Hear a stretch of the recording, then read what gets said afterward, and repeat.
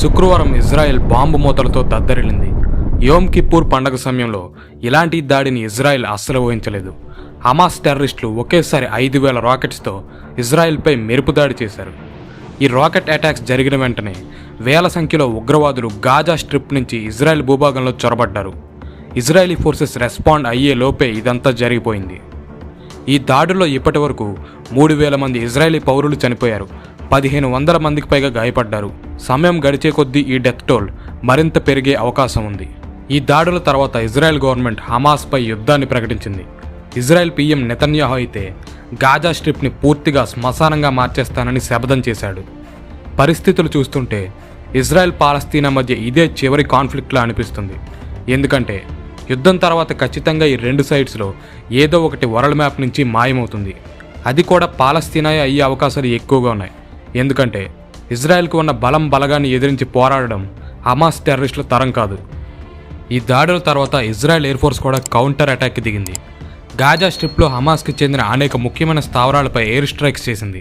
గాజాలో Palestine టవర్గా పిలువబడే ఒక 14 అంతస్తుల బిల్డింగ్ని ఇజ్రాయెల్ దళాలు న్యూట్రలైజ్ చేశాయి. ఈ బిల్డింగ్లో హమాస్ ఉగ్రవాదులు తమ వెపన్స్ని స్టోర్ చేయడంతో పాటు వాళ్ళ ఫ్యూచర్ ఆపరేషన్స్ని ప్లాన్ చేస్తారు.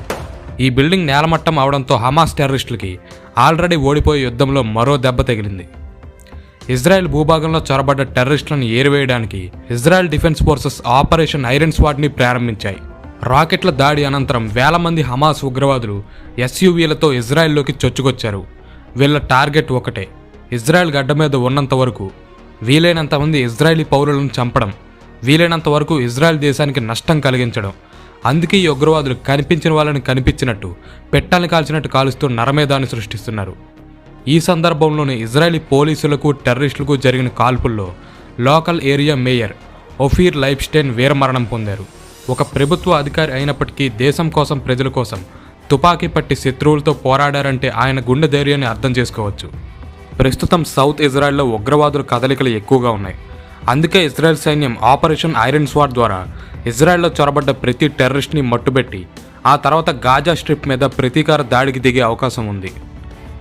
అయితే హమాస్ ఇలా ఇజ్రాయెల్ మీద దాడులు చేయడం ఇదే మొదటిసారి కాదు. గతంలో కూడా హమాస్ ఉగ్రవాదులు ఇజ్రాయెల్ మీద ఇదే రీతిలో రాకెట్లతో దాడి చేశారు. కానీ ఈసారి చేసిన ముప్పేట దాడి మాత్రం ఇదే మొదటిసారి. ప్రస్తుతం ఇజ్రాయెల్లో జూయిష్ ప్రజలు ప్రతి సంవత్సరం జరుపుకునే యోమ్ కిప్పర్ పండుగ జరుగుతుంది. ఈ అక్టోబర్ 6కి యోమ్ కిప్పర్ వార్ జరిగి 5 సంవత్సరాలు పూర్తయింది. ఆ యుద్ధంలో ఇజ్రాయెల్ ఒక్కటే 6 అరబ్ దేశాలను చిత్తుచిత్తుగా ఓడించింది. అందుకే ఏ పండుగ సమయంలో అయితే ఇజ్రాయెల్ మీద తాము ఓడిపోయామో అదే పండుగ సమయంలో ఇజ్రాయెల్ని ఏదో ఒకటి చేయాలని హమాస్ ఈ సర్ప్రైజ్ అటాక్ ప్లాన్ చేసింది. కానీ హమాస్కి కూడా తెలుసు ఇజ్రాయెల్ని ఏమీ చేయలేదని. ఇనీషియల్గా హమాస్ కొంచెం ముందడుగు వేసినప్పటికీ తర్వాతి ఫేజ్లో ఖచ్చితంగా ఓడిపోతుంది. ఎందుకంటే ఇది 2 దేశాల మధ్య జరుగుతున్న యుద్ధం కాదు, ఒక దేశానికి మరో ఉగ్రవాద సంస్థకి మధ్య జరుగుతున్న కాన్ఫ్లిక్ట్. వీడియో స్టార్టింగ్లో చెప్పుకున్నట్టుగా ఇజ్రాయెల్ పీఎం బెంజమిన్ నెతన్యాహు ఇజ్రాయెల్లో చొరపడ్డ ఉగ్రవాదులు మట్టుబెట్టాక గాజా పట్టీని సర్వనాశనం చేస్తామని, అక్కడ నివసించే పాలస్తీనుల ప్రాణాల మీద ఆశ ఉంటే గాజా స్ట్రిప్ని వదిలి పారిపోవాలని అల్టిమేటం జారీ చేశారు. నెతన్యాహు ఈ రేంజ్లో వార్నింగ్ ఇచ్చారంటే ఖచ్చితంగా చేసి తీరే అవకాశాలు ఉన్నాయి. ఎందుకంటే నెతన్యాహు 16 సంవత్సరాలు ఇజ్రాయెల్ని పాలించాడు. ఇలాంటి క్లిష్ట పరిస్థితుల్లో దేశాన్ని ఎలా నడిపించాలో నెతన్యాహుకి అనుభవం ఉంది. ఈ దాడి తర్వాత ప్రపంచ దేశాలు ఇజ్రాయెల్కి మద్దతు తెలిపాయి. యుఎస్ఏ, ఫ్రాన్స్, యూకే దేశాలు ఇజ్రాయెల్కి మద్దతు తెలిపాయి.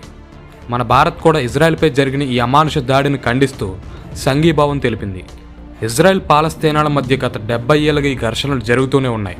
అయితే హమాస్ లాంటి ఒక ఆఫ్టర్ ఆల్ మిలిటెంట్ సంస్థకి ఈ స్థాయిలో ఇజ్రాయెల్ లాంటి ఒక శక్తివంతమైన దేశాన్ని దాడి చేసేంత బలగం ఎలా వచ్చింది, ఇన్ని వేల రాకెట్స్ ఎలా దొరికాయి అన్న డౌట్స్ కూడా రాకుండా మానవు. హమాస్ వెనుక ఉన్న చీకటి శక్తి మరేదో కాదు, అదే ఇరాన్. ఇరాన్కి మొదటి నుంచి ఇజ్రాయెల్ అంటే అస్సలు పడదు. ఎందుకంటే ఇది కొన్ని వేల సంవత్సరాలుగా అరబ్బులకి, యూదులకి మధ్య ఉన్న వైరం. అందుకే ఏదో ఒక రకంగా ఇజ్రాయెల్ని విచ్ఛిన్నం చేయాలన్న ఉద్దేశంతో ఇరాన్ ఈ హమాస్ని పెంచి పోషిస్తుంది. ఎలాగైతే పాకిస్తాన్ భారత్కి వ్యతిరేకంగా టెర్రరిస్టులను స్పాన్సర్ చేస్తుందో ఇది కూడా అంతే. కానీ ఒక్కటైతే నిజం, ఇజ్రాయెల్ మాత్రం చాలా బలంగా ప్రతిదాడి చేయబోతుంది. ఆ ప్రతిదాడిలో హమాస్ పూర్తిగా కొట్టుకుపోయిన ఆశ్చర్యం అక్కర్లేదు. ఏది ఏమైనా ప్రస్తుతం ఇజ్రాయెల్లో నెలకొన్న గందరగోళ పరిస్థితులు సర్దుమణిగి తిరిగి ఇజ్రాయెల్లో శాంతి ఏర్పడాలని కోరుకుందాం. ఈ వీడియో కనుక మీకు నచ్చితే వీడియోను లైక్ చేసి ఛానల్కి సబ్స్క్రైబ్ చేసుకోండి. ఈ వీడియో మీద మీ అభిప్రాయం ఏంటో కింద కామెంట్ చేయండి. ఇలాంటి మరిన్ని ఇంట్రెస్టింగ్ వీడియోస్ కోసం మన ఛానల్ని సబ్స్క్రైబ్ అయ్యి రెగ్యులర్గా ఫాలో అవ్వండి. Thanks for watching.